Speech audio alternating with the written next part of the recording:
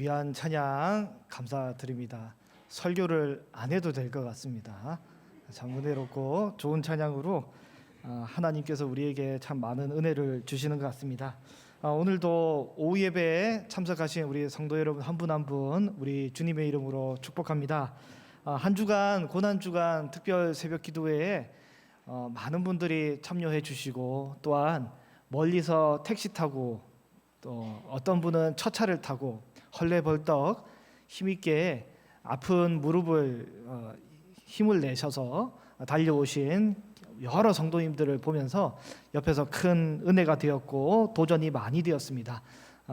오후 예배, 오전에 부활주일 예배를 또 참여하시고, 또 많은 일정과 여러 가지 피곤함이 있을지라도 이곳에 함께 참석하신 귀한 성도 여러분의 귀한 그 헌신과 마음을 우리 주님이 다 아실 줄로 믿습니다. 옆에 계신 분에게 한번 이렇게 인사했으면 좋겠습니다. 한 주간 고생하셨습니다. 인사하겠습니다. 네, 다시 한번 인사할 거예요. 믿음의 자리를 지켜주셔서 감사합니다. 네, 사람마다 생각하면 떠오르는 이미지가 있습니다. 어떤 사람은 생각하면 이런 생각이 들고 저런 생각이 드는 이미지가 있습니다. A 권사님은 정말 정이 많다라는 느낌, B 장로님은 언제든지 웃고 계시고 참 푸근하다, 그리고 재밌으시다라는 느낌도 듭니다. C 권사님은 항상 불평이 많고 궁시렁궁시렁거리지만 사실 알고 보면 속이 깊은 분이고 또 사랑이 많은 분임을 알게 되기도 하고요. D 집사님은 아무 말 없이 언제나 조용하시고 오늘도 조용하시고 내일도 조용하실 것 같습니다. 사람마다 풍기는 이미지와 느낌이 있습니다. 다 그런 느낌과 이미지를 가지고 있고, 이게 한번 고착되면 쉽게 변화되지 않고 한번 여기 느낌이 생기면 그게 쉽게 바뀌지가 않습니다. 여러분, 예수님의 12제자 중에서 한 사람 한 사람의 이미지가 있을 건데요. 이미지는 어떻습니까? 베드로 하면 어떤 이미지가 생각납니까? 베드로는 항상 그 머리를 그렇게 깊이 쓰시는 분 같지는 않고 항상 마음이 먼저 움직이는 분 같습니다. 아주 쉽게 이야기하고 쉽게 움직이고, 그러다가도 또 결정적인 순간에는 또 위대한 하나님의 은혜의 역사를 나타내는 이제 주님의 제자죠.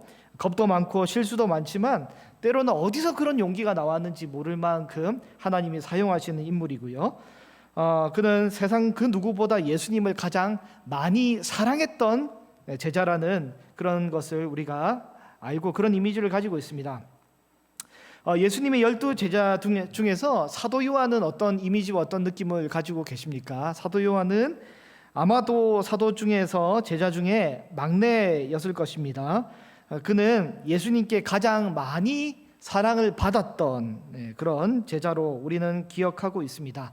때로는 욱하기도 했지만 그의 말년에는 굉장히 성품이 온화하고 사랑이 많은 사랑의 사도로 변화가 되었습니다.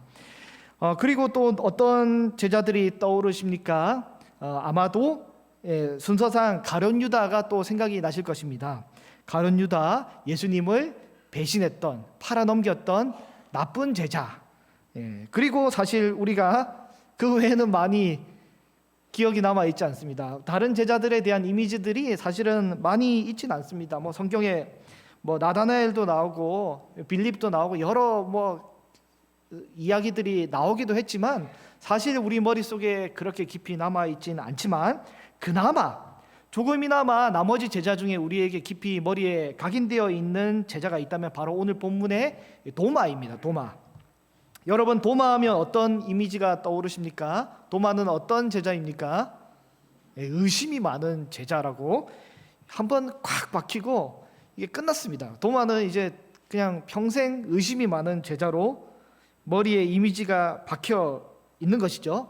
가만히 있으면 중간 정도라도 갈 텐데 3-4명 빼고 나머지 제자들은 그냥 묻어서 훌륭한 제자다라고 하고 퉁치고 그냥 끝냈으면 참 좋겠는데, 베드로나 요한과 같이 훌륭한 제자의 명단에 못 들더라도 가룟 유다를 제외하면 나머지 그냥 제자들 중에 한 명으로 그냥 명예의 전당에 남아 있을 수 있을 텐데, 도마는 흔히 의심이 많은 존재라고 우리의 기억에 저장되어 있고 우리의 그런 이미지로 남아 있습니다. 도대체 도마는 왜 그런 이미지를 갖게 되었을까요? 또한 도마를 그냥 믿음이 없는 사람 혹은 의심이 많은 사람으로 그냥 취급해 버린다면 도마의 입장에서는 어쩌면 좀 이렇게 억울하진 않았을까 그런 생각도 해보기도 합니다. 원래 내 모습이 그 모습이 아닌데 다른 사람들이 내 모습의 아주 일부만 보고 나를 그런 대상으로 여긴다면 이는 굉장히 억울하고 기분 나쁜 일일 수 있습니다. 제가 전도사 때요 사역했던 이제 사역할 때 함께 사역했던 우리 김동욱 목사님이라고 계세요. 네, 여러분은 모르시는 분이 계신데 제가 참 좋아하는 분인데 그 당시에 이제 교회 분위기가 굉장히 매우 보수적이었기 때문에 설교자는 이제 설교로 올라가는데 이제 그 강대상에 신발을 신고 올라가진 않았습니다. 그 당시에는. 그래서 이제 신발을 벗고 올라가고 설교자가 강대상에 오르게 되면 반드시 치러야 하는 의식이 있었습니다. 그것은 바로 뭐냐면 강대상 뒤에 있는 의자에 있는 방석을 내리고 그 방석에 무릎을 꿇고 기도하고 그 이후에 설교단에 올라가고 이제 설교를 했는데요. 만약에 설교단에 오르기 전에 그 무릎을 꿇고 방석에 기도하지 않고 설교단에 올라가게 되면 믿음 없는 목사의 이미지가 탁 박히게 됩니다. 그리고 그 이제 찬양 시간에 좀 일찍 와서 시작할 때부터 무릎 꿇고 계속 흔들어대면서 이제 기도를 계속해서 오래 하면 야 오늘 뭐 하나님 역사가 일어나겠구나 뭐 이러다가 설교자가 너무 몰입해가지고 은혜를 많이 받고 기도하다가 이 시간을 잘 체크를 못해서 시간을 넘기게 되면 찬양 인도하는 형제가 뒤를 한번 힐끗 보다가 한번 눈치를 주고 찬양을 한 곡 더 하기도 하고 아무튼 뭐 그랬던 것 같습니다. 네. 아닌가요? 안 그랬나요? 여기는? 네. 교회마다 분위기가 다 조금씩 다르니까요. 아무튼 제가 사랑하는 우리 김동호 목사님 생각하면 떠오르는 이미지가 있는데 그분께서 강대상 뒤에 의자의 아래에서 기도하려고 무릎 꿇고 딱 앉았는데 갑자기 그 목사님의 바지 엉덩이가 좌우로 아주 선명하게 갈라진 것입니다. 마치 그 바지 엉덩이가 유대 성소의 휘장이 위에서 아래로 선명하게 갈라지듯이 아주 정확하게 좌로나 우로나 치우치지 않고 절반으로 정확하게 갈라진 것입니다. 그래서 그분의 팬티 색깔도 보았고 성도님들이 민망해하는 그 얼굴도 생각이 나는데 그래서 그 목사님을 생각하면 아무 생각이 안 나고 엉덩이가 찢어진 그 이미지만 생각이 나고 떠오르게 됩니다. 원래 그분은 그런 이미지가 아니었고 굉장히 무서운 분이었는데 그날만 엉덩이가 찢어졌는데 그분은 제 기억 속에 영원히 엉덩이가 찢어진 그 모습으로만 남아 있습니다.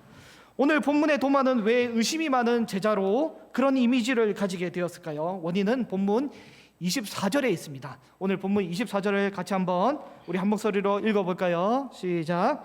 12 제자 중 하나로서 디두모라 불리는 도마는 예수께서 오셨을 때에 함께 있지 아니한지라. 예수님의 12 제자 중에 한 사람으로만 그냥 가거나 훌륭한 제자 중에 한 사람으로 그냥 기억에 남을 수 있겠지만 어떤 특별한 이유로 인해 도마는 의심이 많은 제자가 되었는데요. 그 이유가 바로 빨간 줄에서 보신 것처럼 예수께서 오셨을 때 도마는 그 자리에 함께 있지 않았습니다. 예수님 오셨을 때 도마는 그 자리에 없었습니다. 도마는 그래서 예수님이 부활하셔서 육체로 오신 모습을 실제 직접 보지 못한 것입니다. 그러니 예수님이 직접 제자들을 예수님을 직접 목격한 부활하신 예수님을 직접 목격한 제자들의 그 믿음 본인들은 직접 봤으니까 믿어지지. 그런데 예수님을 보지 못한 도마는 못 믿어지는 게 어쩌면 이상하거나 의심이 많은 게 아니라 어쩌면 정상적인 반응일지 모르겠습니다. 제가 말씀을 준비하다가 고민한 것이 뭐냐면 이 한 주간 부활절 고난 주간을 이제 특별 새벽 기도회와 부활절 이 은혜로운 예배들을 지내면서 정말 이 뜨겁게 기도하고 또 오늘 찬양도 제가 뭐 사역하다 보면 방송실에 있거나 아니면 교육자가 저 뒤에 있고 하는데 이렇게 칸타타 이렇게 할 때 이렇게 가까이서 제가 들어본 건 처음이거든요. 깜짝 놀랐어요. 너무 이렇게 이래서 찬양대를 이렇게 하는구나라고 할 정도로 참 은혜롭고 좋은 기억이었는데, 이렇게 온 회중이 은혜를 받고 온 회중이 또 기도를 통해서 주를 만나고 이런 귀한 경험들이 있는 이 은혜로운 이 순간에도 어떤 일이 발생했냐면, 지난번에 설교한 것처럼 엠마오로 간 두 제자가, 소외된 두 제자가 있었고, 또 은혜로운 이 회중들 가운데서도 의심하면서 너네들만 이 부활한 주님을 목격했고 나는 못 봤는데 나는 못 믿겠다 라고 여기는 은혜를 받은 공동체 중에 소외받은 그 한 사람, 이 도마가 존재하는 것입니다. 예수님의 이 제자들이 모두 부활하신 주님을 목격하고 만났지만 도마는 그 자리에 있지 못했습니다. 그래서 도마는 믿지 못했고, 어쩌면 그게 정상적인 반응일지 모르겠습니다. 사람이 다시 살아났다는 것을 믿는 것은 쉽지 않은 일입니다. 제가 제 와이프와 3년 연애하고 결혼을 했습니다. 올해가 2024년이니까 결혼한 지 8년 차가 되었습니다. 처음 결혼하고 신혼여행을 다녀와서 이제 통영에 내려가서 인사를 드리러, 신혼여행 끝나면 원래 인사 드리러 가잖아요. 내려갔는데 아주 충격적인 이 슬픈 소식을 제가 들었습니다. 늘 건강하다고 여겼던 제 부친께서 암이라고 하시는 겁니다. 암에 걸렸다고 하시는 거예요. 이미 몇 달 전부터 치료를 진행을 하고 준비하고 계셨는데 이게 제가 뒤늦게 안 것이죠. 만약에 미리 그것을 알게 된다면, 알리게 된다면 결혼하는데 혹 지장을 줄까봐, 혹은 아니면 결혼을 연기한다든지 여러 가지 지장이 갈까봐 아마도 그래서 그런지 저에게 이야기를 안 하셨다라고 합니다. 네. 그리고 이듬해 가을에 안타깝게도 저희 부친께서 돌아가셨습니다. 그리고 마음이 너무 아팠고 저는 몇 개월간 너무도 힘든 시간을 보내게 되었습니다. 왜냐하면 저는 아버지께 사랑을 너무너무 많이 받았기 때문입니다. 그런데 만약 그렇게 힘든 상황 중에서 누군가 저에게 찾아와서 저희 아버지가 만약에 다시 살아나셨다라고 이야기를 한다면, 아무리 그게 믿고 싶은 이야기라 할지라도 이것은 믿을 수 없는 내용인 것입니다. 아울러 그것은 그냥 믿어서는 안 되고요, 그걸 그냥 믿는다고 하면 그것은 이상한 사람이고요, 합리적으로 이성적으로 이해가 안 되는 일에 대해서 그냥 믿는다라고 하는 것은 이거는 좀 상식적으로 납득이 안 되는 것이고, 이것은 믿음이 아니라 어쩌면 자기 기만일 수도 있을지 모르겠습니다. 네. 죽었던 사람이 다시 살아났다라고 이야기하는 것은 합리적, 이성적으로 도무지 믿을 수 없는 이야기고, 그리고 예수님이 죽으신 것을 분명히 봤는데, 엊그제 봤는데 살아났다라고 이야기를 하는 것은 도무지 도마로서는 믿을 수 없었던 내용일지 모르겠습니다. 그래서 본문에 도마가 품었던 의심은 아주 정상적인 반응입니다. 엊그제 장례 치르신 분이 곧바로 일어났다고 하면 이게 쉽게 믿어지겠습니까? 다른 제자들은 예수님을 실제 봤다라고 이야기를 하는데, 이는 환상을 보거나 귀신을 보거나 환영을 봤을 수도 있으니 실제로 나는 십자가에 못 박히신 예수님의 그 손, 못자국 난 그 손, 로마 군병에게 찔려서 구멍이 난 옆구리의 그 상처, 창자국의 옆구리에 난 그 상처를 내 손으로 직접 넣어보고 만져보지 않는다면 결코 믿지 못하겠다, 믿을 수 없다라고 도마는 제자들에게 이야기를 하고 있습니다. 도마의 고백은 어쩌면 정상적인 의식 구조를 가진 사람이라면 누구나 가질 수 있는 합리적이고 이성적인 구조입니다. 의식 구조입니다. 예수님의 부활에 대해 의심을 품었던 도마와 예수님의 부활을 믿은 다른 10명의 제자들은 어떤 특별한 차이가 있었을까요? 도마는 평소에 예수님에 대해서 불만이 많고 아주 삐딱하고 늘 시비만 걸고, 나머지 10명의 제자들은 철저한 순종과 헌신을 한 아주 신실한 믿음의 제자들이었나요? 아닌 것 같습니다. 예수님의 제자 중에 특별히 제대로 된 제자들은 사실 성령 강림 이전에는 별로 없었던 것 같습니다.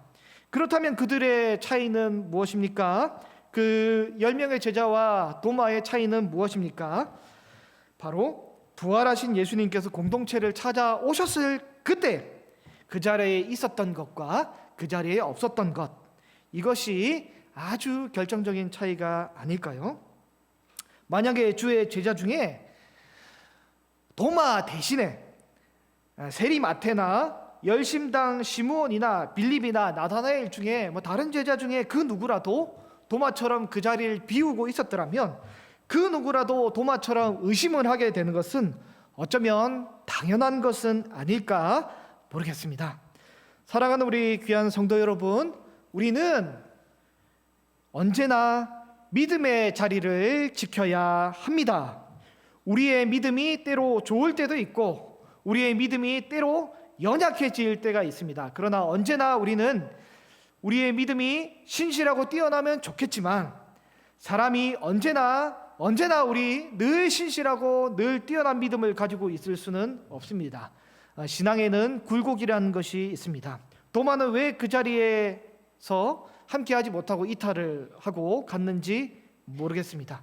19절 말씀을 눈으로 보면 이날 곧 안식 후 첫날 저녁 때에 예수님께서 이들을 처음 찾아오셨습니다. 10명의 제자들을 처음 찾아오셨습니다. 부활하신 그날 저녁 무렵에 공동체에 찾아오셨습니다. 이 공동체는 이 장소는 최후의 만찬을 가졌던 마가의 다락방일 것입니다.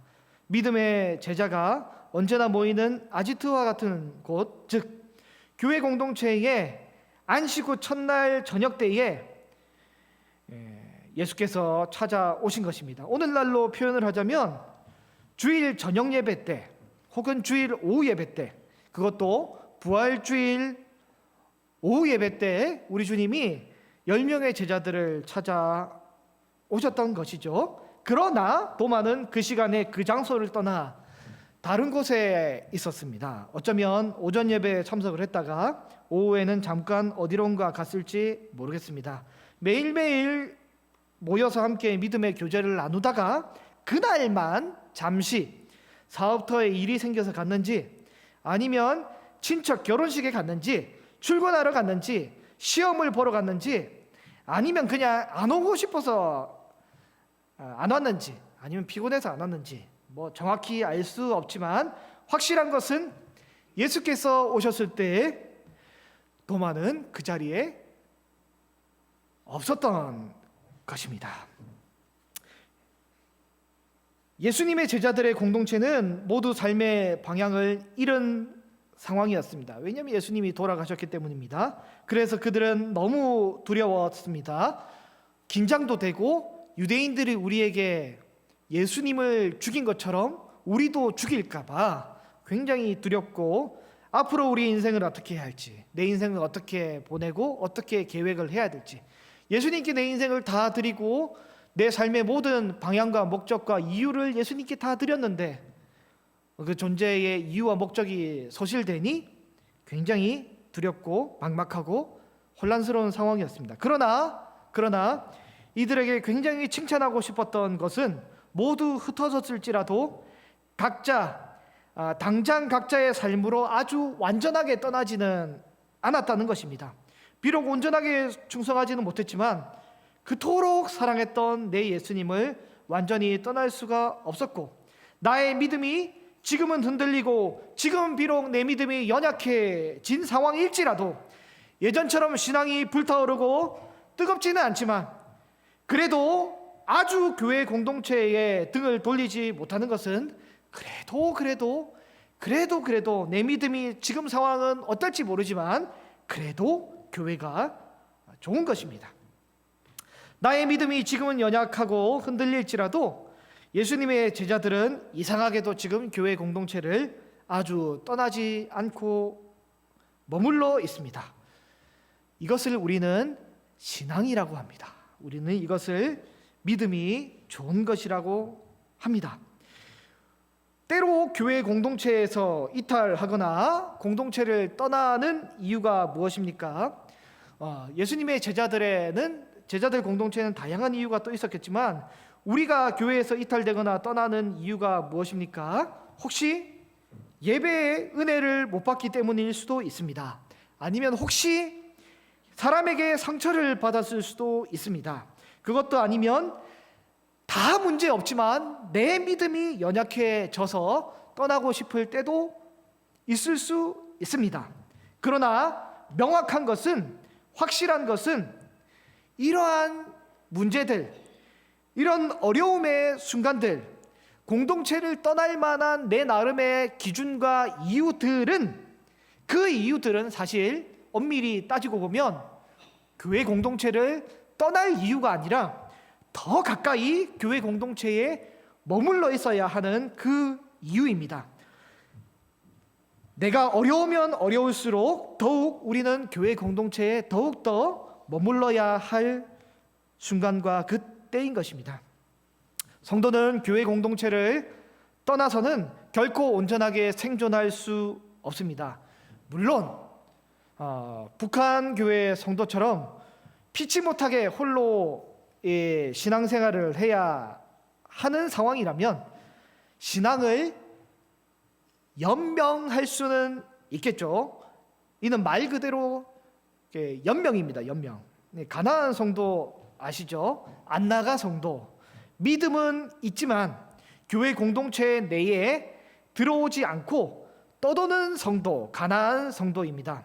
여러 가지 이유들로 인해 교회 공동체에 들어가지 않고 혼자 신앙생활을 하겠다라고 혼자 신앙을 유지하는 사람들이 바로 가나안 성도들입니다. 키프리안이나 어거스틴과 같은 신학자들은 교회 밖에는 구원이 없다라고 아주 강하게 이야기를 합니다. 성도는 교회 공동체 속의 보살핌과 교회 내에 어머니와 같은 이 신앙의 양육을 받아야 제대로 생존하게 됩니다. 설교 말씀을 통해서, 성찬을 통해서 하늘로부터 내려오는 영적인 자양분을 공급받지 못한다면 온전한 생존을 할 수 없는 것입니다. 혹시 성도가 교회 공동체를 떠나서 홀로 생존하게 되는 것은, 그것은 생활이 아니라 말 그대로 연명입니다. 연명. 교회 공동체를 떠나서 성도는 온전한 이 믿음의 신앙생활 하기가 너무 어렵습니다. 예수님께서 죽으셨기 때문에 예수님의 제자들은 굉장히 두려움에 떨고 있었습니다. 그러나 너희 두세 사람이 내 이름으로 모인 곳에는 나도 그들 중에 있느니라는 마태복음의 말씀을 의지하여서 제자들은 예수님께서 우리 가운데 함께해 주시기를 그렇게 기대하는 마음으로 있었습니다. 예수님께서 제자들의 공동체 가운데 두세 사람이 모인 그 공동체 가운데 10명이 모인, 또 혹은 그 이상 다수가 모여 있었던 제자들 공동체 가운데 예수님이 나타나셔서 그들에게 평안을 전하셨습니다. 공동체 가운데 함께 모여 있을 때 은혜가 임하는 것입니다. 공동체 가운데 함께 거할 때 함께 예수님을 만나게 되는 것입니다. 콩나무 시루에 물을 주듯 지속적으로 공동체 안에서 은혜를 공급하게 된다면 당장에는 변화가 없어 보일지라도 우리의 믿음은 조금씩 성장하게 되는 것입니다. 당장은 자라지 않고 당장은 변화가 없어 보일지라도 공동체 내에 함께 있을 때 변화가 되는 것입니다. 도마는 이제 공동체 내로 다시 돌아왔고 이 불평과 또 의심, 여러 가지 고민들이 있을지라도 그것을 가지고 밖으로 나가서 끝내는 것이 아니라 그 의심과 고민들을 가지고 교회 공동체 안에 와서 믿음의 형제들과 함께 그 어려움들을 극복을 하고 있습니다. 언제 예수님이 우리에게 오실지 모릅니다. 언제 예수님이 우리에게 은혜를 주실지, 큰 역사가 우리에게 나타날지 아무도 모르는 것입니다. 예수님은 도마를 기다려주시고 여드레 뒤에 도마를 만나려고 다시 와 주셨습니다. 그리고 도마에게 구멍 뚫어진 손을 보여주시고 구멍 뚫어진 옆구리를 보여주셨습니다. 그리고 본문에 보면 도마가 실제 예수님이 자신의 실제 나타나신 예수님에 대해서 자신의 손으로 직접 예수님을 만져봤는지, 아니면 그 옆구리에 직접 예수님께 손을 넣어봤는지 안 만져봤는지는 나오지 않습니다. 상상에 따라서 만져봤을 수도 있고 그리고 안 만져봤을 수도 있겠지만, 그래도 실제 만져보면서 확신을 가졌을지, 아니면 단지 예수님을 만나자마자 직감적으로 확신을 가졌는지 모르겠지만 도마에게는 변화가 생겼습니다. 의심을 품으며 심각하게 고민했던 도마는 예수님을 만나자, 공동체 내에 함께 머물러 있을 때 예수님을 만나자 그 의심은 확신으로 바뀌며 지금 아주 위대한 신앙 고백을 도마가 하게 됩니다. 오늘 본문 28절을 한번 같이 읽어보겠습니다.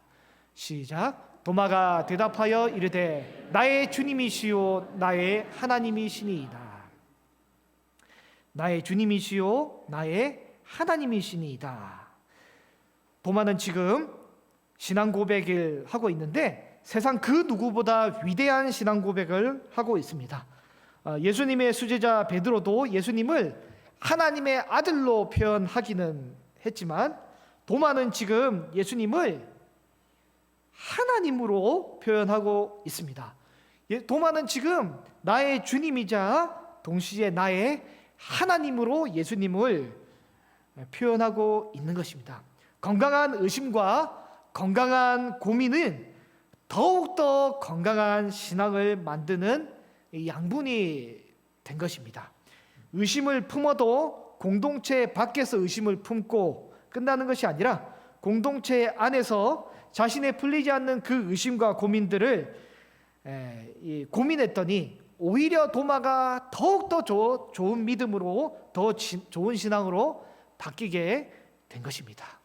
예수님의 12 제자 중에 도마가 가장 굳건한 신앙, 그리고 도마가 가장 멀리까지 가서 인도까지 가서 자신의 생명을 다해 선교한 위대한 주의 제자가 되었습니다. 말씀을 정리하겠습니다.